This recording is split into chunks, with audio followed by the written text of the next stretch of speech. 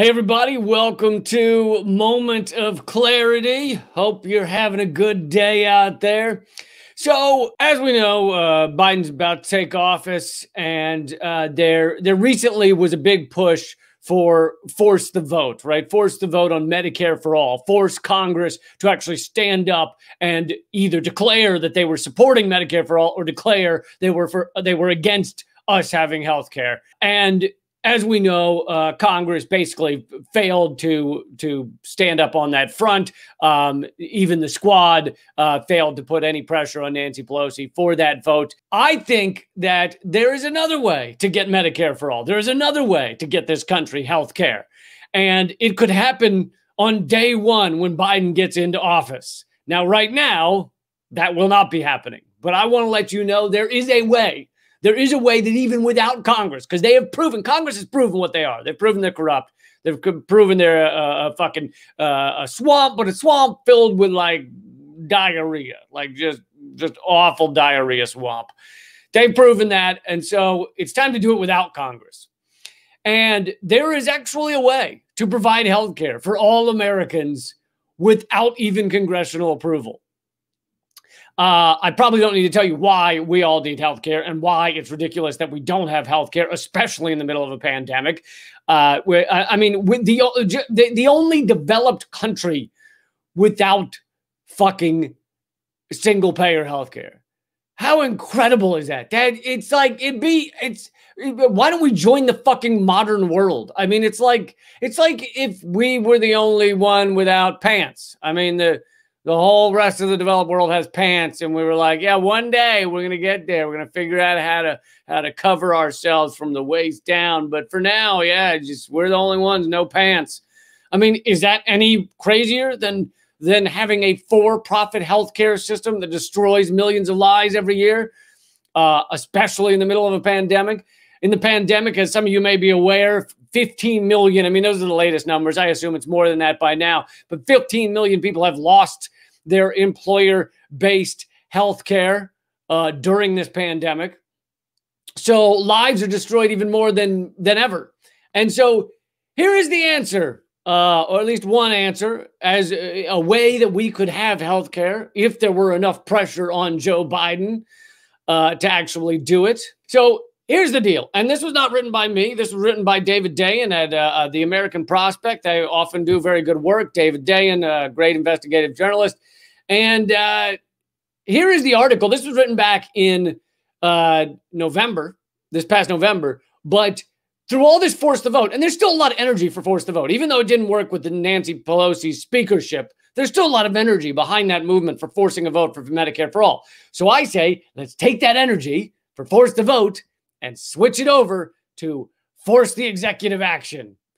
I haven't spoken to anyone else about whether this is what they would want to do, so don't act like I'm speaking for all of the force the vote movement. It's just an idea, top of my head. Here we go. So this is the article from back in November.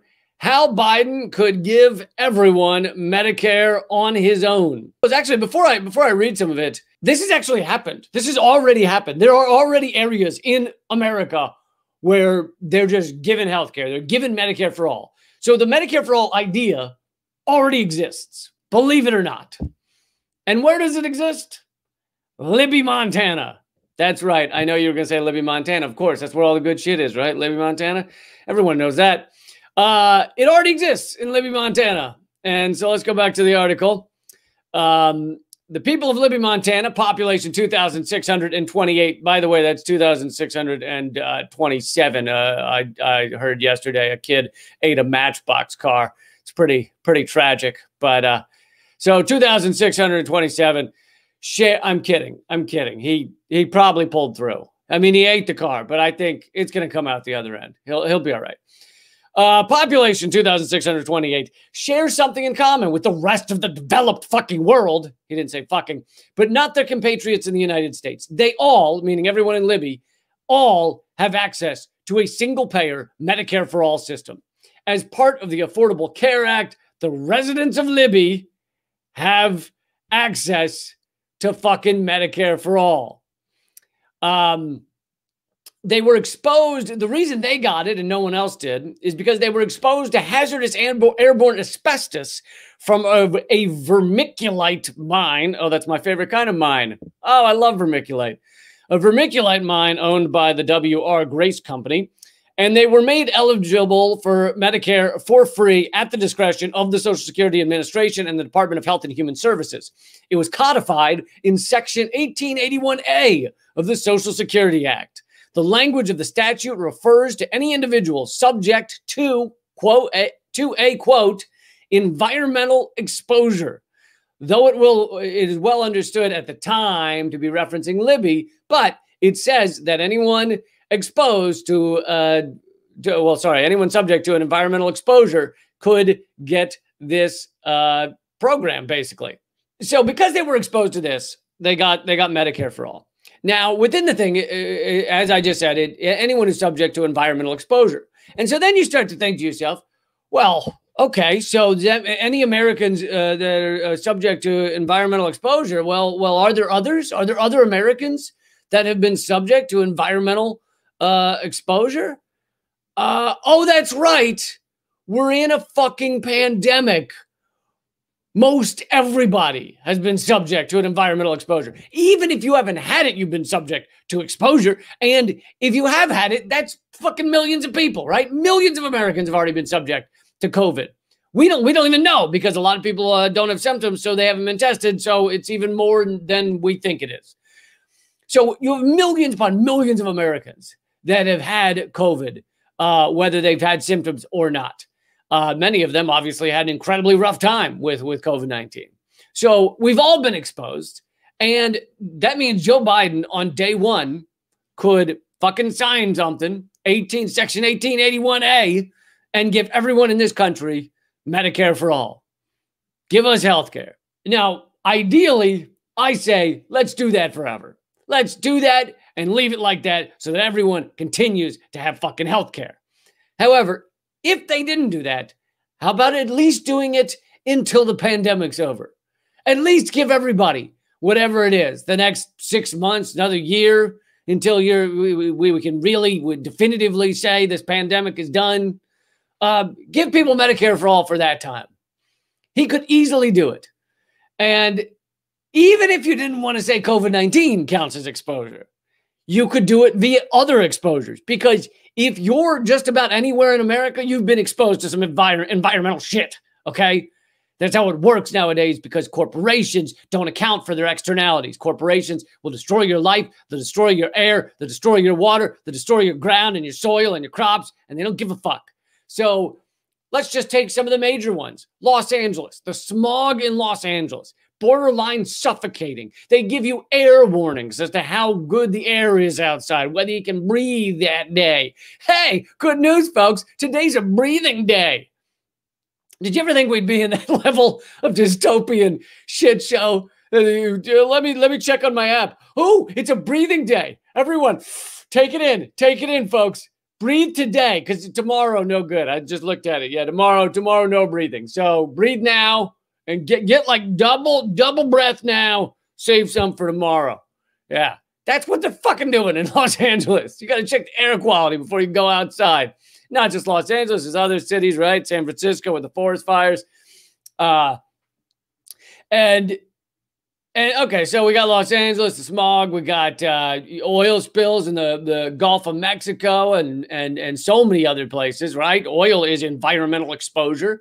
Even though they say they clean it up, they don't fucking clean it up. You can't clean up oil, all right? You ever see the fucking photos of them putting down the paper towels? Literally, Exxon will put down, Shell and BP put down paper towels like they're cleaning this. Yeah, we got this. We got everyone back up. I got paper towels. They all act like Donald Trump in Puerto Rico. Paper towels, boom, paper towels. Nailed it. All right, best better than ever. Got your paper towels. So you can't clean up oil. So that means there's environmental exposure to oil in all these places that have faced oil spills. Fracking, all sorts of environmental chemicals, right? The methane in the water and everything, the flammable water. We've seen videos of that. So you got people's water exposed to that. Look at West Virginia, right? You guys know I do a I do a podcast with Eleanor Goldfield. She has an award-winning documentary called Hard Road of Hope. I don't know why I'm tripping all over my words right now because I'm excited. Hard Road of Hope at hardroadofhope.com. And that explains very clearly all the environmental exposure that goes on in West Virginia, thanks to the mining, the mountaintop removal, the fracking, just endless chemicals pumped into the shale, pumped into the water supplies, pumped into the air. What about New York City? Well, of course, you have the general smog of New York City. You have Brooklyn and Greenpoint, where had the largest oil spill, I think, in America underneath the streets there. I used to live there. And the oil spill was twice or three times the size of the Exxon Valdez oil spill. But because it was underneath the sidewalks, it's fine. It's fine. Well, guess what? Just because you're not touching the oil doesn't mean those fumes aren't still impacting you. There's areas of Greenpoint that they could count. There are like blocks in Greenpoint. Now, this is, if you're in Greenpoint, I don't know if you should worry or not, because this was 10 years ago, over 10 years ago, so you might be okay. But there were areas of Greenpoint where it's like a block had like 36 cases of brain tumors in a block. Environmental exposure. New York City also just Reverend Billy with the Church of Stop Shopping. I know that sounds funny, and it's supposed to sound funny. But if you don't know Reverend Billy, you should definitely look him up. The Church of Stop Shopping. Great videos online. He does amazing performance art, performance protest. I've worked with him many times. Does great stuff. He was down at Occupy with me and so many others back in the days in New York City, but he's still out there, and he and his followers, whatever they call themselves, his group, have been fighting against the spraying of glyphosate, right? Roundup herbicide that we now know is a carcinogen all over public spaces in New York City. They spray that shit everywhere, and it's not just New York City; it's elsewhere too. But they've been fighting against it in New York City, and now finally lawmakers have voted to stop the public spraying of this carcinogen. But there you go, environmental exposure. So I say it is time to hashtag force the executive action to give everybody health care. Force the executive action. Donald Trump did so much shit without going to Congress. Almost nothing that Donald Trump did got passed through Congress. Yet he did a lot, right? No one denies that. Most of it awful, but he did a lot. He moved around money. They didn't approve his border wall. They moved, or at least not enough money. He moved around the money from the Pentagon to the border wall. He did all this shit without Congress. He was just signing one executive action after another for, helping oil companies, helping his business friends. Executive actions nowadays are incredibly powerful. So I'm not saying this is the way it should be. I'm not saying it should all be in the hands of one person, a unitary executive, but I'm saying here we are. We're fucking here. Let's do something with that goddamn ability to sign a document that says everybody gets health care. Section 1881A of the Social Security Act. It shouldn't just be Libby, Montana. How about the fucking rest of us? How about we all get health care rather than bankrupting people? The number one cause of bankruptcy in America. You've heard all the speeches from Bernie Sanders. I don't need to repeat it all, why we need health care in this country, how many lives it's destroyed, even for lives it hasn't destroyed, how many lives it's just made people struggle, how many times it's made people not go to the hospital, even though they were hurt or injured or sick or ill. They didn't go because they were afraid of the bills. They didn't know if they'd walk out the other side owing a hand job to a pimp or whatever the fuck, however the fuck they make you pay when you don't have any money. People are afraid to just drive by hospitals, afraid they'll get a bill just thrown through the window of their car like a paper airplane or some shit. They tell their fucking kids to duck down as they drive by. They get out, kids, duck down. Don't let the hospital see you. They'll give you a bill. You don't know. They'll charge you $1,000 for looking at them. Just getting a peek. Just a peek. You get a $1,000 bill. So everybody's ducking down as they drive by hospitals. It's a fucked up world that we are the only country without health care. So it's time to hashtag force the executive action. And I mean, for something that is so moral and so obvious and so ethical and so needed and so required and so demanded and so approved by Americans, right? What is it? Over 70%? I think it's closer to 80% of Americans support Medicare for All. It's like 90-some% of Democrats support Medicare for All. I mean, so if Biden did this, who's going to be against him? It's just going to be the fucking billionaires that are rich from exploiting our healthcare system. It's going to be the billionaires that are rich from your sickness, from you being ill. And a leaked memo, by the way, from Goldman Sachs a few years back. I've covered it a bunch. It's in my book. I talk about it. This memo from Goldman Sachs to their investors telling them not to invest in creating genetic cures because it meant there would be fewer sick people. Because it's a cure. It's a cure is a one-time thing. It's not ongoing. It's not ongoing income. And so they were basically saying, hey, don't invest in cures because we won't get paid as much. We won't get as rich. It's better to keep people sick. It's better to keep people contagious. That's how our fucking Wall Street works. That's how it works. It wants people sick. It wants people contagious because they make money off of it. So time to hashtag force the executive action. I'm sick of this shit, dicking around, begging Congress. Please, Congress, can you please give us something? Give us the healthcare system of the rest of the developed world. Can you please? Like we're a little chimney sweep in fucking Elizabethan times. Please, sir, please. Could I please have some healthcare with our little tin cups? Please, Congress, take care of us, will you? And Congress, of course, bought out like always. They're not going to fucking vote for this shit, as they just proved with their vote for Nancy Pelosi. Couldn't even get the progressives. That's what happened in Force the Vote. Couldn't even get the squad, the progressives, to demand a vote for Medicare for All. This wasn't even, we weren't even begging the regular Democrats. People were begging the so-called progressives. Couldn't even get them to treat it like a legitimate debate. Most of them didn't respond, and Ocasio-Cortez called it violence to demand a vote for Medicare for All.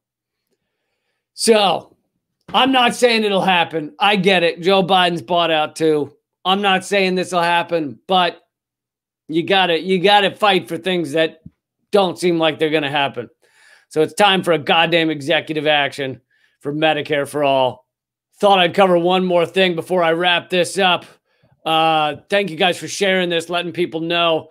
By the way, there is a new redacted tonight. I hope you saw it. The main topic is about Huawei and why the U.S. government secretly despises the largest technology company in the world, Huawei, or one of the largest. And you can get that at leecamp.com. But one more topic I wanted to cover, the censorship. We've seen the ongoing censorship, increased censorship against all these platforms, forcing Parler off of the internet, basically, forcing it into non-existence. I hear it may be coming back. But then also banning, they said 70,000 QAnon followers were banned from Twitter. Look, QAnon followers are fucking idiots, but there's no rule you can't be a fucking idiot on Twitter. So unless these 70,000 people are threatening violence against someone, or calling for violence against someone, then being a dummy is not reason to purge someone from. But of course, the larger problem is not the reasoning for purging someone. It's that we have a tiny oligarchy of Silicon Valley that is deciding who gets to say what. And now my videos are, declared false or fake or whatever, just because I'm not agreeing with corporate America, or I'm pressing for, healthcare for everyone. That kind of thing does not fit with corporate America. So it's labeled dangerous thoughts coming your way right now. Watch out. Anyway, I wanted to show you yet another step in the censorship. I mean, it's ongoing. There's a million examples, but let's see. I will share this this other tweet with you from Jordan Sheridan, Status Coup. He has a platform called, or outlet called Status Coup. So this is my tweet about what he said. So YouTube and other big tech platforms are quite literally making journalism impossible. And here is Jordan's tweet about his, so Status Coup is the name of his outlet. And he says, now YouTube just removed Status Coup and John Farina's live stream reporting from a peaceful Virginia gun rights rally because, quote, we think it violates our firearms policy. How? And then Jordan says, how are journalists supposed to chronicle history if YouTube and others are outlawing it? Quite literally, you can't even go and report on a gun rally as if, like, you have to pretend as if it doesn't exist, as if the gun rally didn't exist. I'm not saying you got to say wonderful things about it. It's not like you got to go there and be like, it's not like they're only purging things. Not that this would be okay, but it's not like they're only purging things where it's like, everyone get a gun. They're purging things of just someone reporting that a gun rally happened. I mean, literally, how can you have journalism in this fucking, with these rules, which are whatever rules they want? Another video that I don't have the screenshot, but another video that I had up was talking about ivermectin, the medication that seems very effective for treatment of COVID-19. A well-known doctor spoke to the Senate during a Senate hearing and begged them to use ivermectin, or to put out a call to begin using ivermectin to help people that are facing COVID-19, because he said in his trials it had been working incredibly well, but using ivermectin doesn't make a lot of money for drug companies, for big pharma. So they're not willing to do the follow-up testing to finally admit that ivermectin is working. This is nothing I've said. I'm saying I'm reporting to you what that doctor said. So nothing I've said is false. Even if they were to do research, and after extensive trials, they decide that doctor was wrong, that is still not making my reporting false. I have correctly just reported to you what this doctor said to the Senate. And that's what my video was relaying. And anyway, someone showed me a screenshot where if you try and share that video on Facebook now, and I don't know when this began, I don't know if it was right after it went up or not, but when you try and share that video on Facebook now, it says that it's you're sharing false information that could be dangerous. Me reporting on what a doctor said in front of the Senate is sharing information that could be dangerous. Like, there is no way to have independent journalism under these guidelines or rules or whatever you want to call them. This fucking Orwellian fucking thought crime world. You can't even say these things, or they just not only put a warning across it, but most of the time they won't let you share them, or they'll tell you it's being shared and they're just lying to you. You'll see a share button when you put it up, but then the other people that go there don't see the share button. It's that type of thing. All my stuff's kind of shadow banned on Facebook anyway, but it's just making journalism utterly impossible. Any level of it. All Jordan Sheridan did there, or his reporter did there, was show up to a gun rally in Virginia and say, here's what's happening. And that's illegal now, according to YouTube. Not illegal, but you know what I mean. YouTube illegal. Can't put it up there. Might cause a problem for other people to realize that a rally took place today. It's so fucked. Even if you were to agree, even if your political viewpoints don't align with align with the ones that they're allowing. So you're like, oh, I like this. They're allowing NPR, but they're not allowing QAnon. Great. I'm down with that. Even if you were down with that for a minute, guess what? It's not always going to be like that. Eventually, guess who's going to get to the top of these Silicon Valley fucking places? Someone you don't like. And I said this before Donald Trump was president. I said, if you give the president all these powers, eventually you're going to get an asshole in there. Even if you liked Obama. And I criticized Obama as much as anyone. But I was speaking to the people that liked him. I was like, look, Obama's in office right now. Even if you like him, Even if you're just like, yay, and you have a poster of him wearing a G-string or something, and you're like, oh, I'm so into Obama. What's going to happen when a dictator, an awful human being, a piece of shit gets into office? He's going to have the same, he or she's going to have the same powers. And I'm saying the same thing. And sure enough, Trump was next. And now I'm saying the same thing about Silicon Valley, just fucking these oligarchs running the show, deciding what you can and can't hear. It's pretty fucked. So we got to build up the alternatives. Okay, guys, that's your moment of clarity for today. Thanks for sharing it. Thanks for letting people know about this. I do these every single weekday, except sometimes. And they're at leecamp.com. Keep fighting.